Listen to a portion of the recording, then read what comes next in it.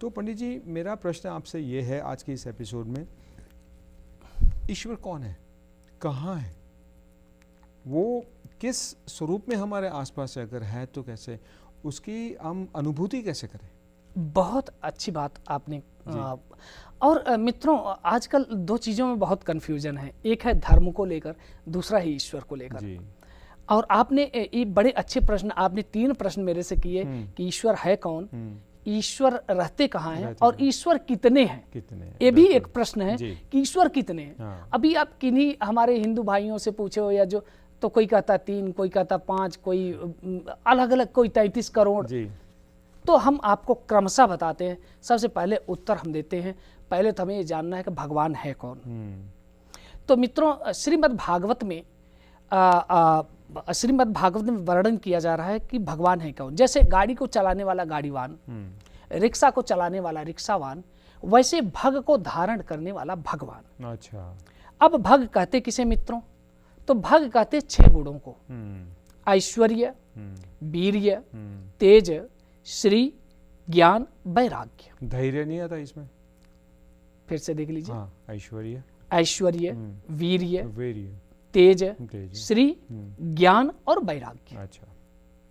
जिसके पास ज्ञान है उसको पेशेंस होगा ही। बिल्कुल। अज्ञानता दुख का कारण है। बिल्कुल।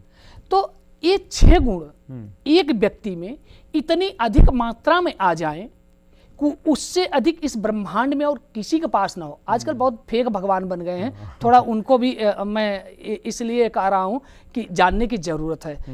मित्रों, भगवान कोई लाभ की वस्तु नहीं है कि आप जो है भगवान को भी मतलब हम ही चढ़ा देंगे होकर। ठीक है, अच्छी बात है, मनोकामनाओं की पूर्ति के लिए आपको संकल्प लेते हैं और पूरा भी करिए उसे, अच्छी बात है।